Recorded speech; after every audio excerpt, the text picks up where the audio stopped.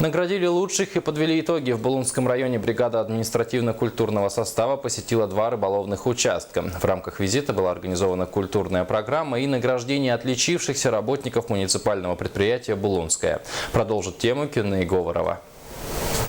В Булунском районе бригада, состоящая из административно-культурного состава в количестве 9 человек, посетила 2 рыболовецких участка, принадлежащие муниципальному унитарному предприятию «Булунское». Программа посещения включала в себя подведение итогов рыболовецкого сезона, определение направления работы в будущем, ведь МУП «Булунское» находится на внешнем управлении. Также по итогам работы вручены заслуженные награды отличившимся рыбакам, а культурная часть программы посещения включала проведение конкурсов, спортивных состязаний, концертные номера. Обитатели участка Ютахая радушно встретили агитбригаду из района, которая прибыла к ним на катере «Залив» ранним утром.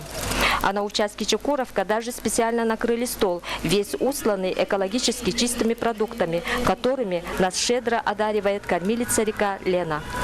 На обеих участках члены рабочей группы сразу же отправились осматривать ледники, на котором замораживается вся рыба из близлежащих участков. Ледник участка Ютахая, хоть и залило нынешним половодьем, тем не менее находится в хорошем состоянии, ведь за дело взялся молодой и энергичный кладовщик.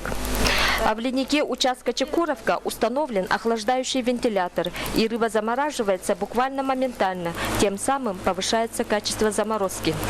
После официальной части программы посещения начались конкурсные и спортивные состязания, а также концертная программа, которые скрасили тяжелые будни жителей обеих участков.